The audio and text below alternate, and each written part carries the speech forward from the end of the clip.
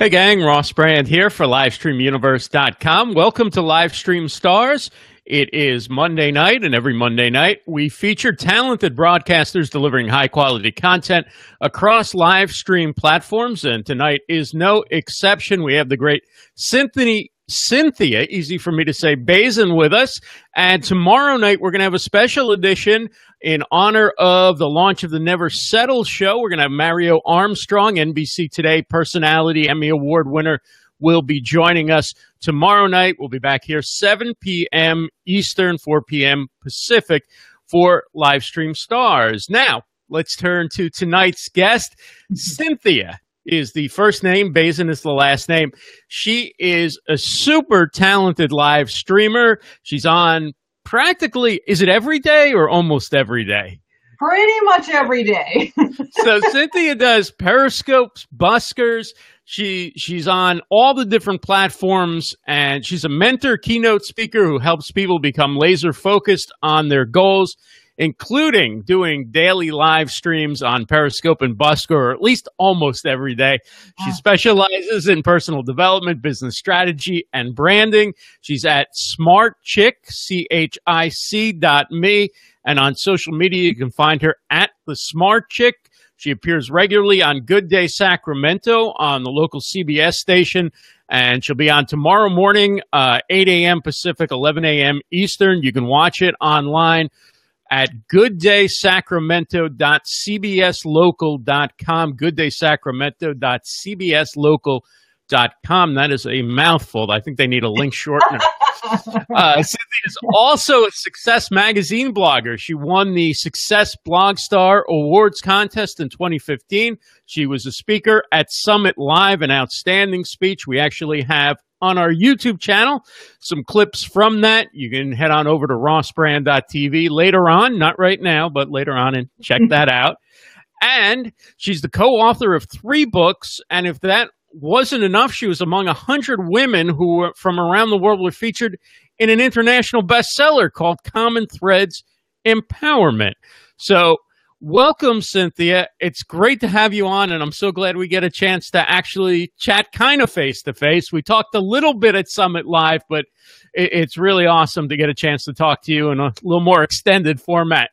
I know. I'm so excited to be with you, Ross. I've been following you for a while. You're doing an awesome job with this. So I'm excited just to have a great conversation with you and the listeners here. So thank you. I appreciate it. Well, thank you so much for coming on. I think it's fascinating how into live streaming you are as a business person, how much you've really used it to grow your business, and also how you use it to kind of motivate people and bring a positive energy. But before we get to all that, and we will get to that, I found something interesting.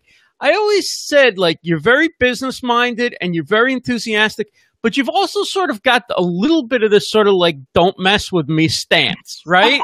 And I said, where does a little bit, like you're not like you're aggressive, but just like you're like secure, right? And I was like, oh, she worked in corrections. Okay.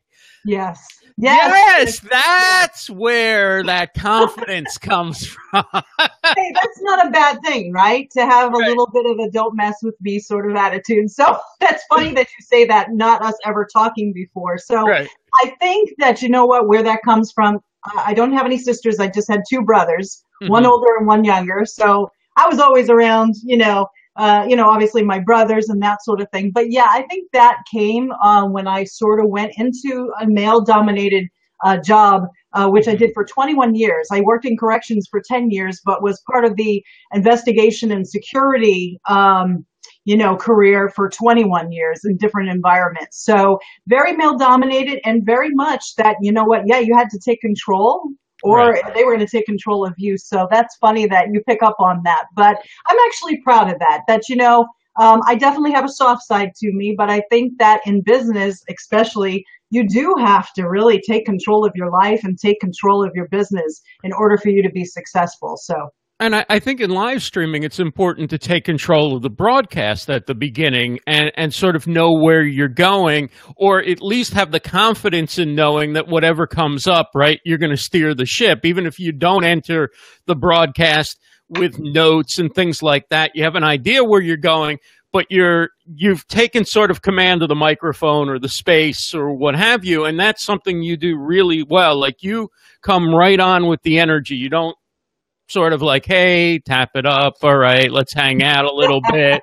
What's going on? Anybody here? Like, you go, whether there's one person there at the beginning or there's 500 people there at the beginning, you get started. What gives you that kind of spark when you get on, that you just know, like, you are on when you're on? You know what I mean? Well, I think I've learned from some broadcasters that, of things that I didn't particularly care for. So if I was going on to a broadcast, right, and then I'm waiting and waiting and waiting for, the broadcaster to start. So I really learned from other people, which I think is really important for all of us, right? And learning any sort of trade or any sort of skill is not just do it and do it like the way that you think you should do it, is really look at people that you look up to, that you think are doing it well, and not copy them. I always say never copy people, but emulate the things that they're doing right. So I watched a lot of great broadcasters in the beginning when I started, but I do in the beginning for at least 30 to 60 seconds welcome people in. So there's a little bit of time before I jump into the topic, but people's time is valuable, right, Ross? Is that people are taking time out of their day to come into this broadcast. So I appreciate it, and I do see some comments coming up. So I just want to acknowledge some people that are coming in from Periscope and some good friends. So thank you all for being here.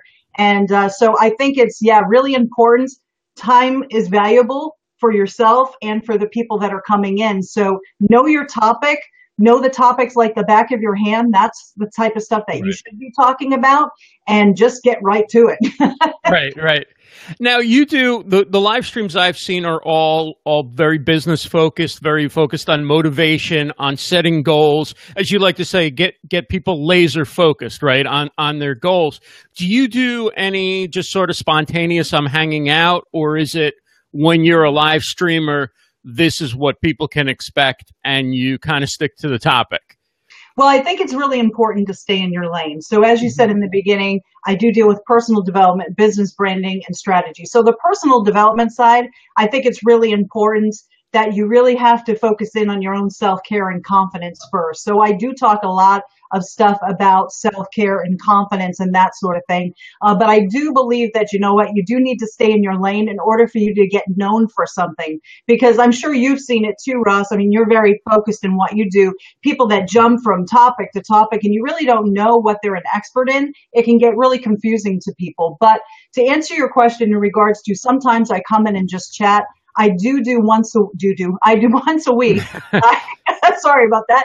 I do question and answer things for people just to chat with me, to give people an opportunity to ask me just questions, to give them an idea about what laser focus mentoring is. So once a week, I do just chats, with the audience, which is awesome. So fill the gaps a little bit for us. You were working in corrections and security and doing investigations, and now you're an entrepreneur doing live streaming and motivational keynote speaking and things like that. Talk about, like, how did you make the transition? How did you go from one to another very different space? To prison, to motivational speaking. Yeah, exactly. We had more than 45 minutes, but, it basically, going way back, my schooling, I got a master's degree in counseling and in criminal justice. So I really did have a counseling piece throughout those 21 years. And even through, me being an investigator and me being a counselor in the prison system and then working an administrator, I always found myself mentoring people coming to me and asking for advice. I did a lot of training at the academy, for example, in the prison system. So that training, that mentoring piece, I guess, was always there. And around the 18th year of 21 years, I really started, I would just be honest with you, I was passionate about what I did, but I didn't like being on call for 24 hours a day. I was in one of those positions that I would be called in, 1:00 in the morning every night for some sort of crisis that would happen. So I thought around the 18th year point, I'd like to maybe do something else in the next, period of my life. So the entrepreneurial thing was something I was very interested in. But in short, Ross, I did not just leap and quit my job and go into entrepreneurship. I did what now I believe was very smart, was that I learned about business, I learned about entrepreneurship, and I worked my full-time job while doing my business on a part-time basis, saving money, checking it out, trying it out, and making sure that, you know, I was fairly confident it was going to work before I transitioned into business full-time. We're talking with keynote speaker and motivational speaker and mentor, Cynthia Bazin. And thank you so much for joining us. Some great people here. Hey, Sabrina is here. Yeah. Leslie Nance, Shorty Awards Periscoper of the Year finalist. Congratulations. Nat is here. Chef Michael, always super supportive, always sharing broadcasts out. We appreciate that so much, Michael. Lisa is here. Michael Joseph Murray, another great supporter of the program, is here. Thank you all so much. And if you don't mind sharing this out, this is just gonna get into some great stuff with Cynthia over the next half hour, and we'd love to take your questions as well. So if you have questions, please do throw those into the chat. So when you obviously started thinking about business, you probably had no idea, right? You would be on live video as a big part of your business. That wasn't really in the picture. When did you make the decision, okay, this is an opportunity for me, or this is something I want to do? How did you end up getting into live video? It's really unbelievable, and I'm sure a lot of people that are watching this live and on the replay probably had the same reaction, like, who knew that this live streaming thing was going to come about? I was YouTube videos, I was on Twitter, I was on LinkedIn, that sort of thing, and it was about a year and a half ago, I think, Ross, that someone just messaged me through Twitter, one of my awesome social media family members, and said, listen, you know what? You got to check this out. You know, you do video on YouTube and you're a speaker, that sort of thing. You should check this out. So, okay, I'll download the app, another app, another thing, right? And so, yeah, like, you know what? It was scary. I just remember, like everybody else, like, what is this thing? I'm going to have to talk into this like dot in my phone. And you know what? Someone just told me, just do it. And just one day, just like probably so many people in the audience, I just hit that broadcast button. And really kind of stunk the first time. Really? Didn't know I can't imagine it. Didn't know what to do. Really didn't. It was a short live stream and just introducing myself and just saying hello. And you know what? From there, which I talk about all the time, I said, if I'm going to do this thing, I'm going to be consistent with it. So thank you so much, Leslie, for your comments. That's awesome. And if I could just sneak in a real quick hello to Lisa Bechtel. She's an amazing friend and supporter. So thanks for coming in. Absolutely. So you now, let's get to the heart of the matter, right? You're using this for business. You're not just going on to connect for the sake of connecting, although you're great at connecting and you build great relationships and you treat the people who come to watch with total respect and really you get something out of it, whether or not you're going to become a client or a customer or whatever. But talk about actually, because, as we talked offline, a lot of people talk about how they can use live streaming for business, but don't really give too much details. And you're not afraid to talk about that. It's been a very important part of your business.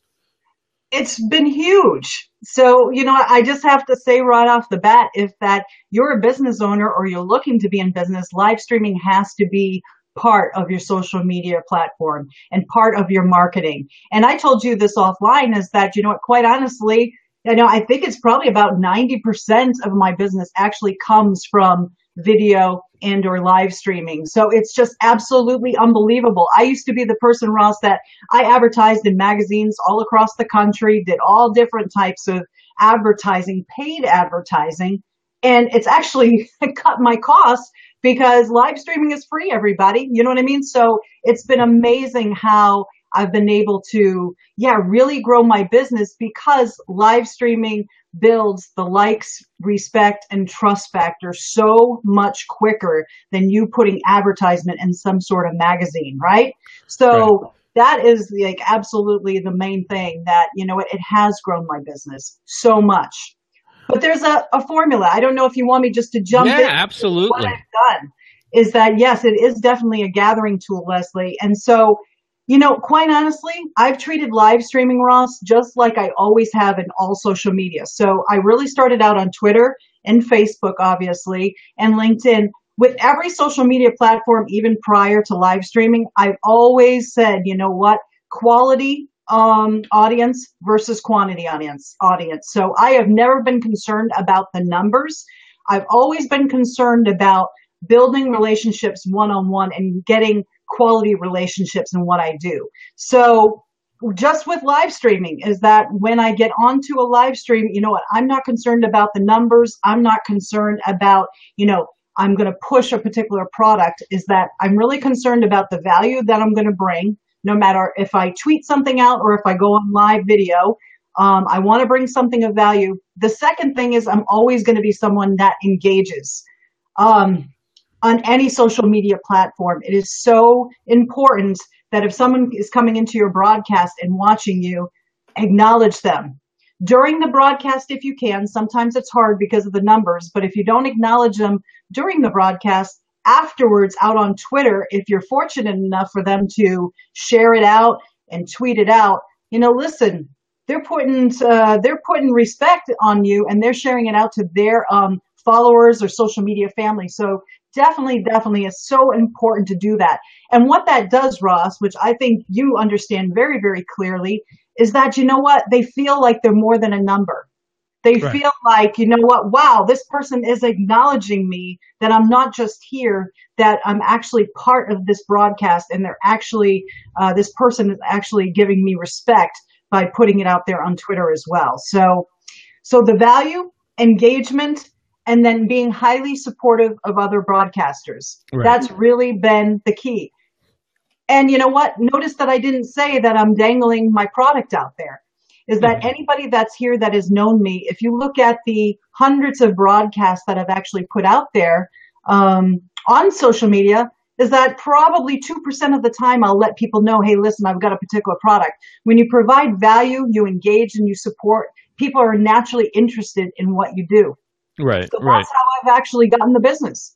And what was the time frame for you from when you first went on till you actually started seeing results for your business?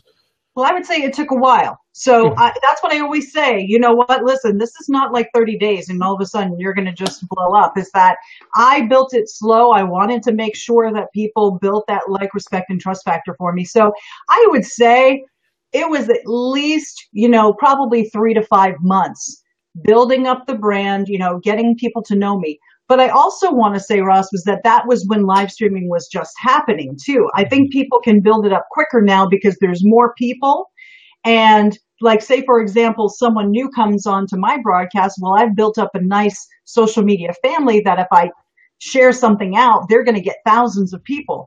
When I started, there was like one person in a broadcast. For a long time, I had 5 people in the broadcast, 10 people, because the numbers weren't there. And see, I try to pick the right person for the right product in real time. Thank you, Leslie. So back then it took a little bit longer. But I will just say in general, you can't expect first broadcast, second broadcast, people are just going to start buying from you. I always encourage people to watch you and monitor you, for a bit to build up that like, respect and trust factor. That's great advice. And I like what Leslie said. I try to pick the right person for the right product in real time. I took that tip from you, Cynthia. I know you read that, but it's so good. I had to read that. Thank you. So you're addressing it to that person right within the live stream, maybe not by name or by name when you talk about a product that you have. Absolutely. Yeah, absolutely. By name. It's actually about the, a value attached to the product. So say, for example, that, again, I'm a mentor for men and women, right? In personal development, business strategy, and branding. So I do a topic related to that, but I'm not focused in on, listen, this is how much my mentoring is that I'm providing the value. And during the broadcast, I'll say, hey, listen, this is what I do for a business. If you're interested in something like this, check my profile, reach out to me. If you're struggling in an area, reach out to me. Notice that I'm not like pushing people for a product. I'm just letting people know what I do, how they can reach out to me. Nobody likes, I don't think, Ross, a hard sell, especially on Periscope. I don't. And so it'd be interesting to see, what your audience says. But for me personally, I never like a hard sell. But if I respect you and you're providing information that I need, oh, wow. And I'm seeing you live on video and I can look at you like eye to eye. I'm going to be interested to learn more about you. And I want to go to your website and learn more about the products and services you have. Welcome, Bess. Also, welcome, Mark Mason. Are you guys hearing an echo? I'm hearing an echo. Now I'm thinking one and one. Anyway, okay. So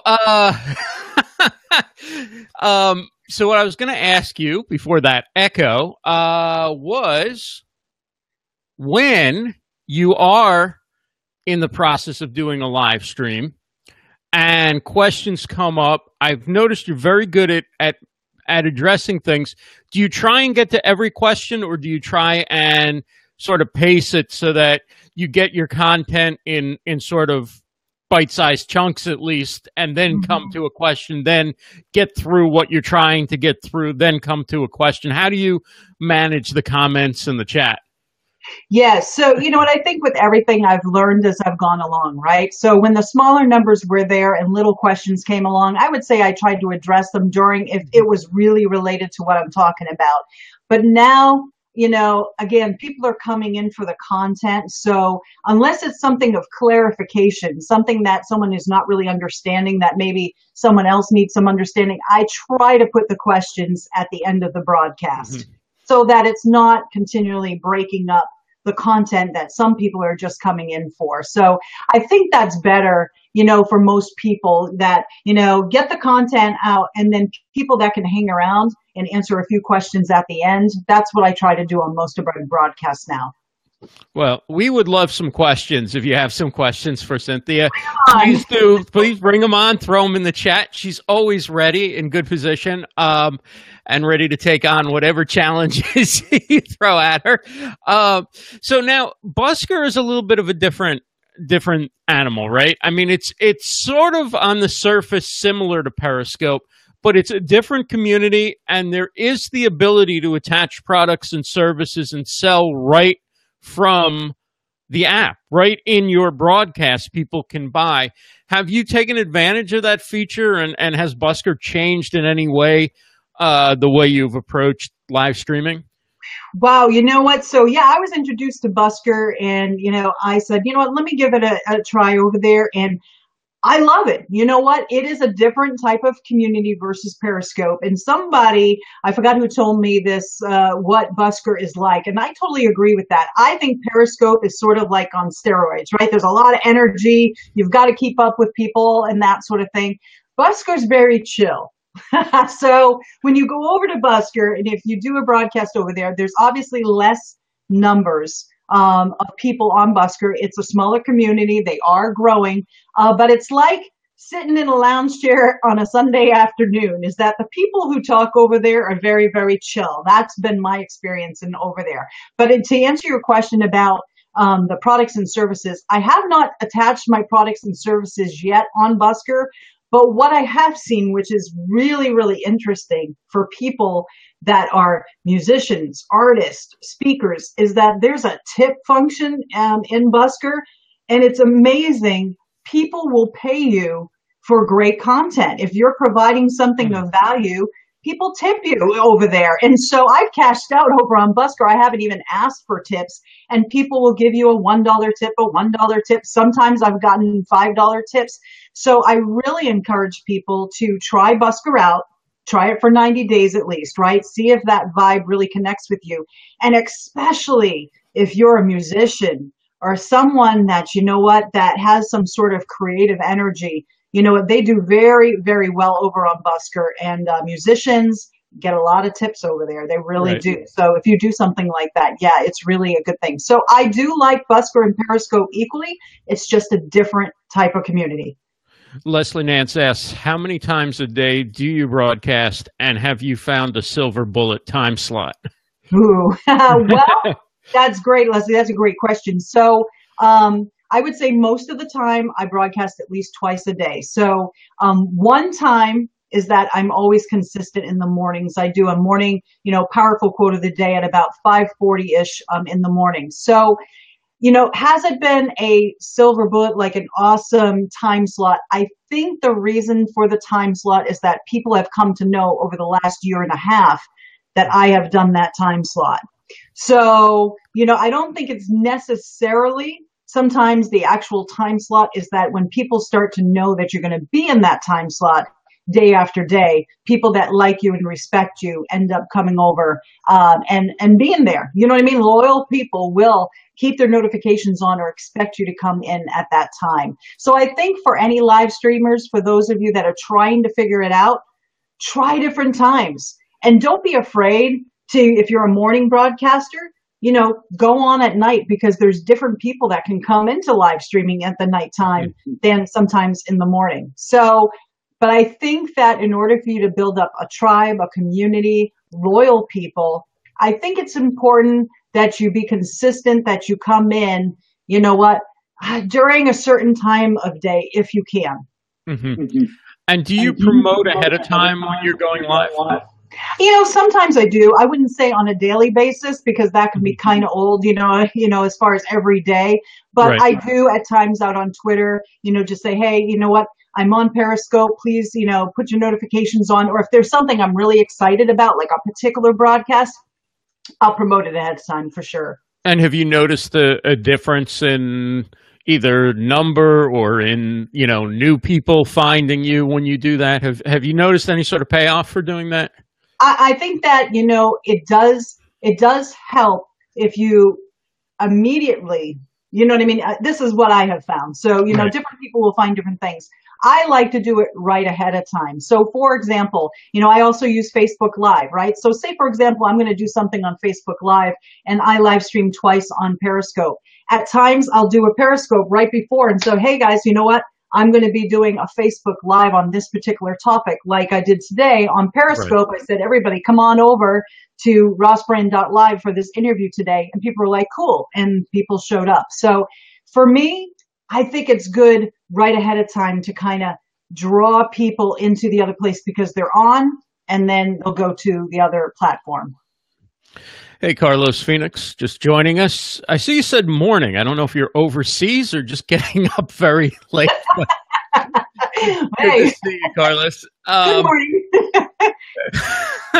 So what advice would you give to somebody who perhaps they're not a solopreneur or a small business, and perhaps they're working for a company, maybe they're an executive, maybe they're a player in one area of the company, and they think that there's an opportunity for live streaming, but they're not sure whether to do it, and if they do it, kind of what their lane is, right? What would you advise for people who are part of a bigger organization rather than just doing it on their own behalf?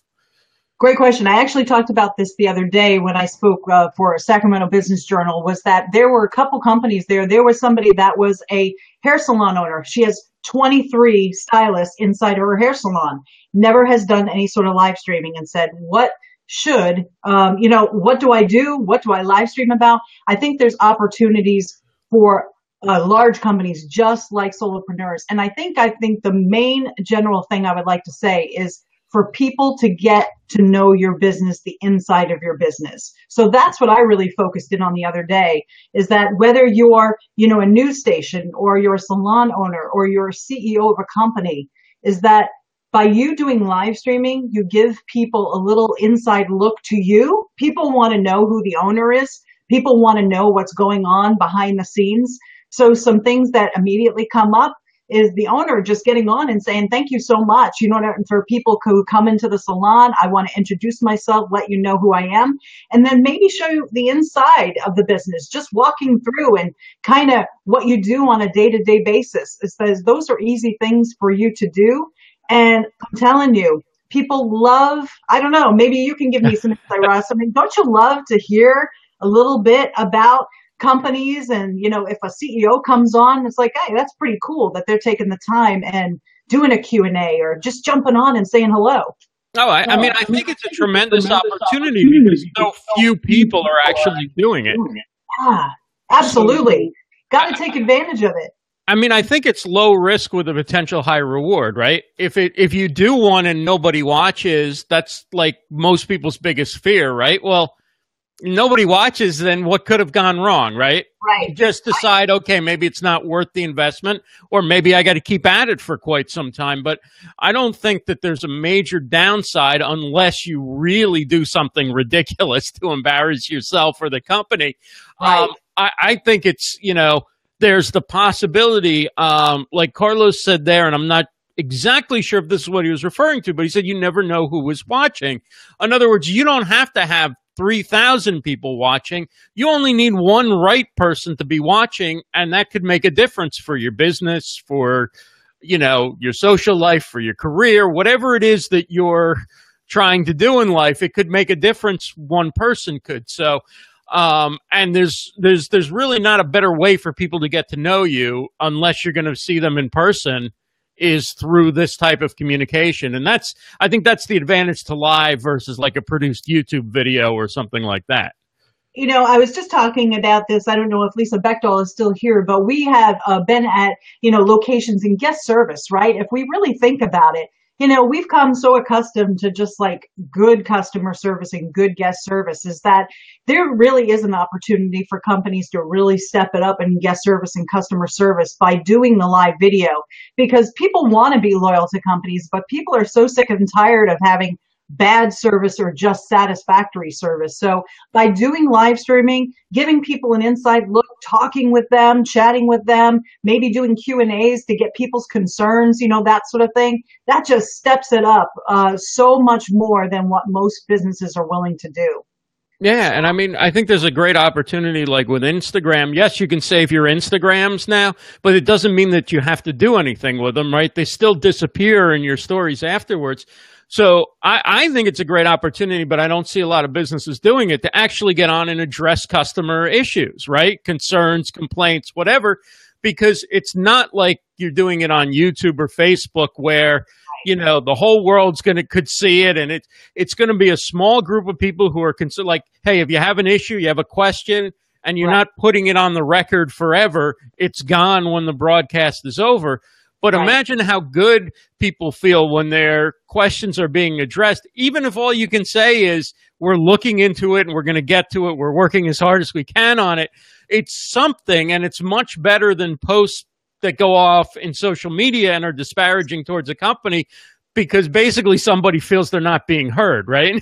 That's all I want, you know what I mean, is just to be heard. And I think most people want that too. So just someone being vulnerable, being real and authentic, in a live broadcast, I really think that would mean a lot to people. It would to me. So there is a tremendous opportunity for solopreneurs, big companies, everybody, to build up that customer loyalty for sure. Nat has a great question. What is the ideal length for a broadcast if you're new to it? I know that there are a million different answers to this, because you know what? I think it depends. And I know that's a really fluffy answer, but I know people that have been, really effective, that they're actually doing 60-second powerful videos just to put something out there, a thought, you know what I mean? So I would say in general, people are really busy, and that the shorter is better. But it depends on the subject that you're talking about. So, typically if I'm going to do a topic, with some laser focused tips, I will try to keep it to 15, 20 minutes, right? Who has an hour, 2 hours, a day, you know what I mean? Plus other broadcasters. So as a whole, I think shorter is better. But if you're going to be doing, a Q&A session, some of my Q&A sessions last, 45 minutes to an hour, right? But the thing is this, I let people know it's a Q&A. If you want to jump out, come back in, you know what I mean? You're not stuck there.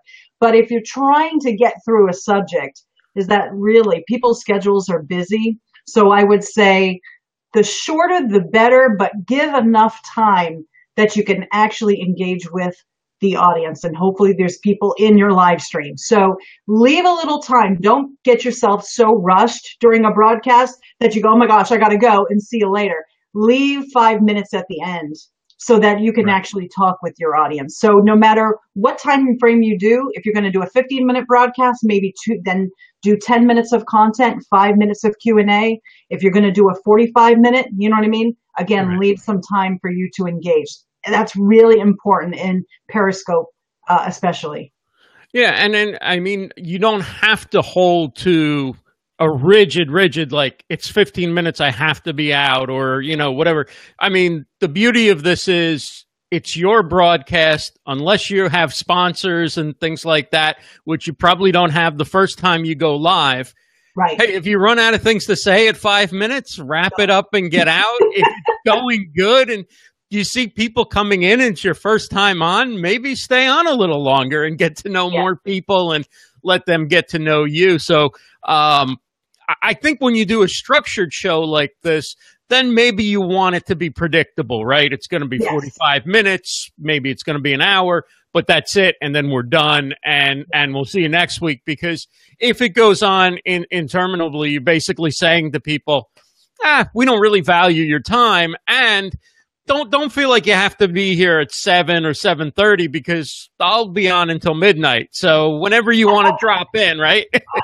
I've seen those broadcasts. They go on and on and on. I mean, the bottom line is that quality content versus, you know, quantity of words, right? So kind of like what you said, Russ, when you're done, you're done. But be flexible. Be flexible, and you know what? Yes, just like you said, if there's people coming in and they're engaging with you, if you don't have to go, that's what you want. You want to be able to engage with your audience. So don't go, wow, I've been on 50 minutes, see you later. If there's people asking you questions and saying, hey, how do I reach out to you, or asking you questions, that is exactly what you want. Right. You want to be able to get that engagement going. Right. Michael says, Michael Joseph Murray says, it's not TV or radio, don't have to hit the commercial breaks, which is exactly so. And also, you don't get that rest. So figure if you're bringing the energy after a while, it may be time to get out and save it the rest for another day, right? I mean, you're going to hit the wall a little faster than if you're on for 7 minutes and then you've got 3 minutes of commercials and you're back for, you know. Right. Exactly. And that's one of the things too, as far as live streaming goes, is that a lot of people, they pack so much content into a broadcast and then they have a really hard time figuring out topics for the next one and the next one. Right. So, you know, just another hot tip for broadcasters that are looking to go live is that you don't have to give the whole house up. You know what I mean? In a broadcast providing value, is that, you know, do like a couple tips a day or one tip or something, you know, be sure that you're able to, you know, have lots of content that you're going to be able to use, because you need to be consistent in what you do. So let me say a quick hello to Claudia Santiago. Hey, Claudia. Claudia's the one who introduced us, actually. Yes. Cynthia. Claudia. It's been a while since Claudia and I have chatted, and hope everything's going well. Good to see Cheval John, who's reached, I believe, 300 podcasts on the What's the Word podcast. Also, Jenny Q was here. I don't know if she's still here, but hey, Jenny Q. Eileen Smith is here. Hope you had a great time at Social Media Marketing World. I heard it was a lot of fun out there. Hope to maybe make it out there next year. Hey, Terry Johnson joining us. She just did a mini live show today and also does a show every Tuesday with the Biz Chicks. So you can check that out tomorrow at 1 p.m. Eastern. And if anybody has any questions, we got about another 5-6 minutes to go. Please do throw in your questions. Hey, Stacy Lynn.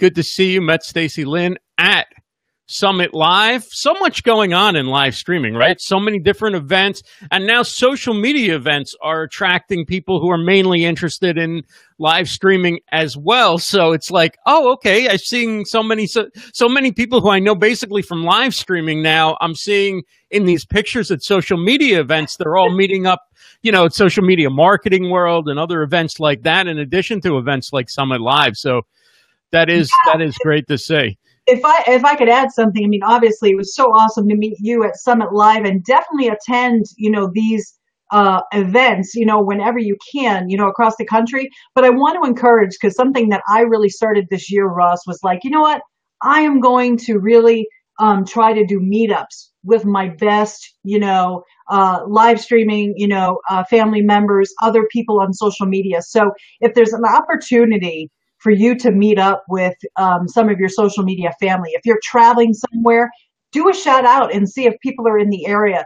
I'm telling you, talking about loyalty and talk about bringing the relationships to the next level is that when you meet people face to face, there's nothing like it, right, Ross? Like going to Summit Live and being able to talk with people face to face. So if you really want to bring your social media platforms, your live streaming to the next level, and yes, meeting Stacey Lynn at Summit Live and meeting Lisa Bechtel and so many great people, definitely try to meet up with people on Zoom calls and then try to go to the next level and meet people live. It makes a huge difference.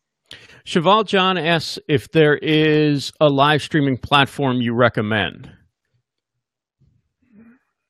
I think you got to find the right one for you. There's so many different ones out there, right? I think Lisa Bechtel had asked a question whether I like Twitter Live or Instagram Live. You know, there's Busker, there's Periscoping. Is that, you know what, I really think you've got to test them out and see which one really resonates with you personally and for your business. I know somebody that had Periscoped for a year consistently and then tried out Insta Live or Instagram Live, however you want to say it, and really has decided to focus in on Instagram Live. And I apologize if I'm not saying that correctly. Is it Instagram Live or Insta Live? I think it's Instagram Live. That's what I call it. You know what? I think you need to test them out. There's some great people, exactly, finding the right fit for you that, you know what, great value on Periscope. But you know what, for some reason, just hasn't been able to attach the audience. And there's no right or wrong reason, but she ended up doing Facebook Live and is rocking it. So I always say, you know what, test them out. You know what, don't be so, that I have to do Periscope or I have to do Facebook Live. Is that really tinker with them, try them all out and find the one that people are really attaching you to and then dominate those. Don't try to do everything. Do you use Snapchat? That is the only social media platform I don't use. And there's a specific reason why. Go ahead. Well, first of all, at first I was like, I just don't get this, but I ended up getting it. But the reason why I don't care for Snapchat versus like Instagram is that I dislike the fact that the snaps disappear.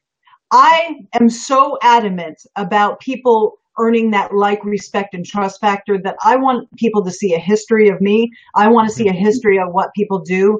And quite honestly, why I got frustrated with Snapchat was because I use my Bluetooth a lot, right? So sometimes I would put my Bluetooth somewhere and I would look at a snap and it was my Bluetooth was over here and I didn't see it and then it disappeared and I couldn't go back to see it. So, but the main reason why I don't use Snapchat, and I know it's extremely successful for so many people, so I'm not trying to dog it. It just isn't for me. You can dog it on this show. That's definitely welcome. I prefer the platforms that you can see a history. Yes. I joke about Snapchat. I have so many friends who love Snapchat. Yeah. I really can't dislike it too much, but I just never been able to get myself to commit to doing content on Snapchat.